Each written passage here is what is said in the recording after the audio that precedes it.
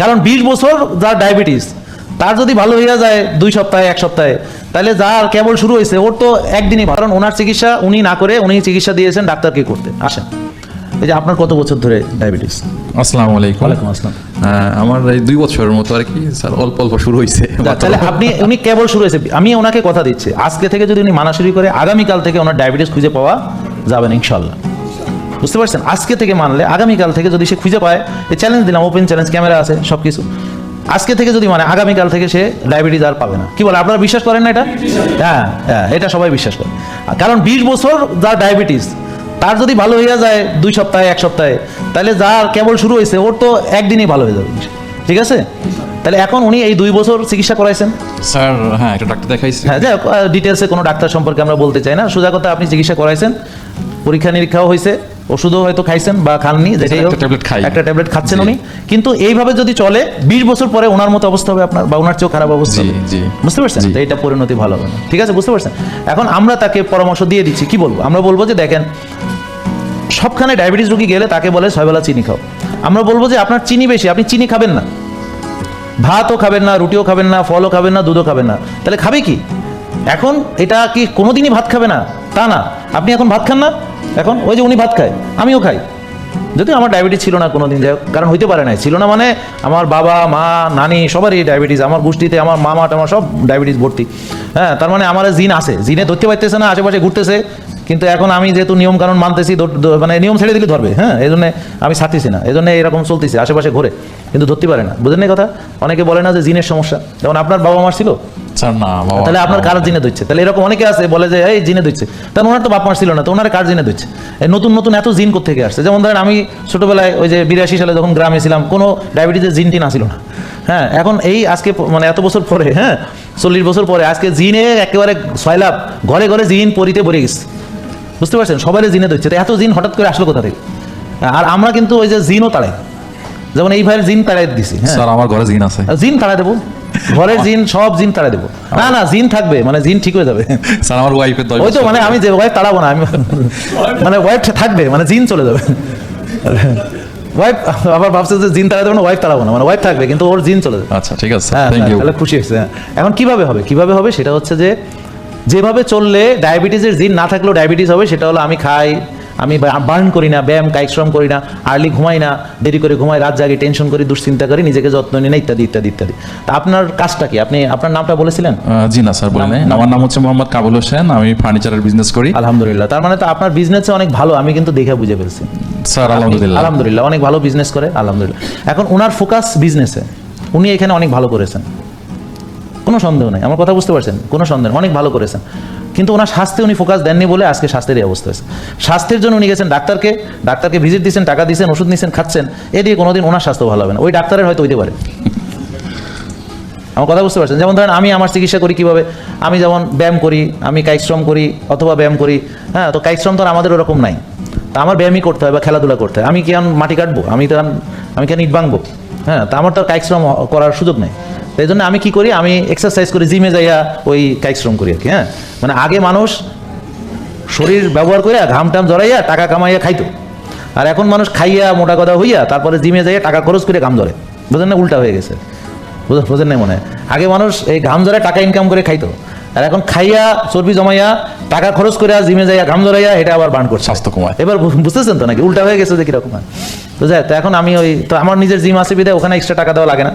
হ্যাঁ, তো একটা সুবিধা হয়েছে। হ্যাঁ, ওরা এখন আর চার্জ ধরে নাই আমার। হ্যাঁ, তো এখন ওখানে যে জিম করি, তারপর ব্যাডমিন্টন খেলি। স্যার তো ভালো সাইকেলিংও করেন। সাইকেলিং এখন আর করি না, আমারে নিষেধ করছে গোয়েন্দা সংস্থা, ওরা বলছে স্যার আপনি সাইকেল নিয়ে এখানে বেরোবেন না, কারণ আপনার যেমন শত্রু টত্রু আছে, হঠাৎ গাড়ির কোনায় লাগাই দিল আর সাইকেলটা অ্যাক্সিডেন্ট করলে। ঠিকই বলছেন স্যার, আপনি সবার মেডিসিন বন্ধ করে দিচ্ছেন। হ্যাঁ, তো এখন ধরেন এই জন্য ওরা নিষেধ করছে, আমি আর এখন ওই যে আমার স্বাধীনতা কমে যাচ্ছে। হ্যাঁ, আমি আর আগের মতো ওইভাবে চালাতে পারতেছি না।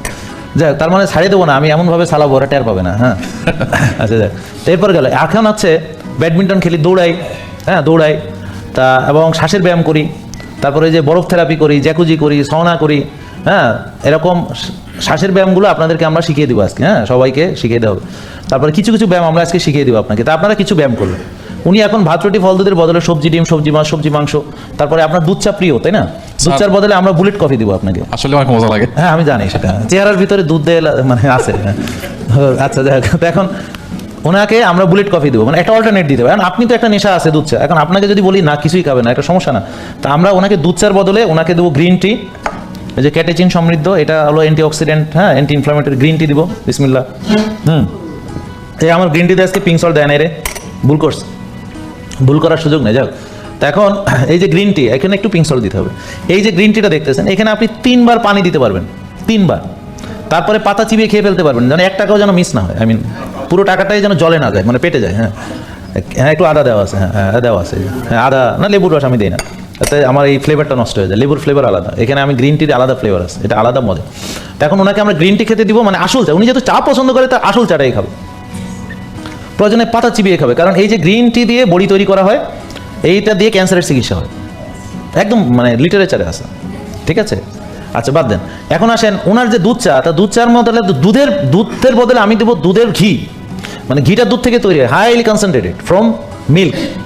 যখন এমসিটি নারকেলের তেল, এমসিটি, তারপর হচ্ছে ঘি, এটা দিয়ে তার ভিতর কাকা মাকা ব্লেন্ড, ওয়ানপ্রো মাচা, একটু পিঙ্ক সল্ট, বুঝছেন, এগুলো দিয়ে যখন ব্লেন্ডারে ব্লেন্ড করা হবে, ফেনা তোলা হবে, তখন এমন একটা কফি হবে, বুঝছেন, আপনার মনে হবে যে জীবনে কোনো চাটা কফি টফি এটা ধারে কাছে নাই, ওইসব দুধ চা টুধ চা ভুয়া সব। কিন্তু চিনি দেওয়া লাগবে না, লাগবেও না, আমি খেয়ে আসছি একটু আগে, ঠিক আছে।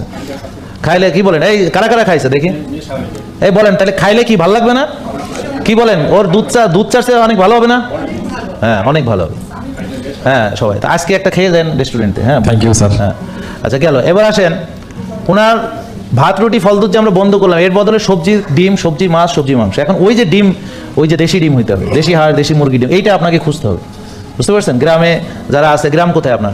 স্যার আমার বাড়ি ফরিদপুরে। তাহলে ফরিদপুরে যাইয়া, বাড়িতে যাইয়া ওই পুরো ফ্যামিলি নিয়ে বাড়িতে বেড়াবেন গ্রামে, আশেপাশে যত লোকের মুরগি টুরগি যারা পালে ওদের খোঁজ খবর নেবেন, কেমন আসো টাসো, নেতা, নতুন নেতা আর কি। হ্যাঁ তো উনি কীভাবে পালবে, উনি গার্মেন্টসে আছে, উনি ওই কী বলে ফার্নিচার বানাক, হ্যাঁ ওনার সব কাজ ওনারা দিয়ে না।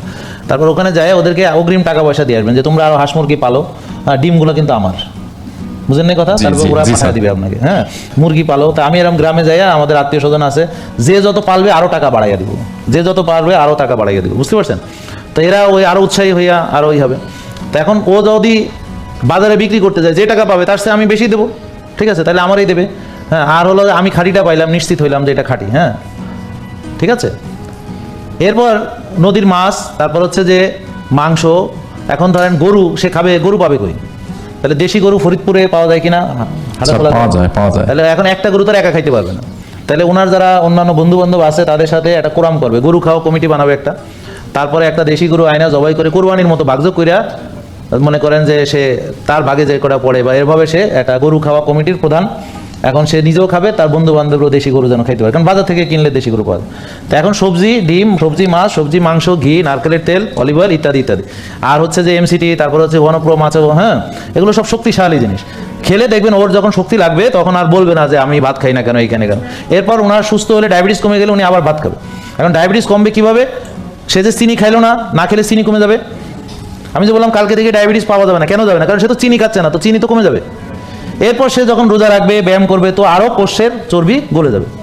এরপর যখন সে মানসিক প্রশান্তির চর্চা করবে, শ্বাসের ব্যায়াম করবে, ঘুমাবে, আরও ভালো থাকবে। এরপর যখন সে ব্যায়াম করে আবার রোদ্রে যেয়ে ঘাসে হাঁটবে, তখন তার আরও ভালো লাগবে, ব্যাস সুস্থ। ঠিক আছে ভাই?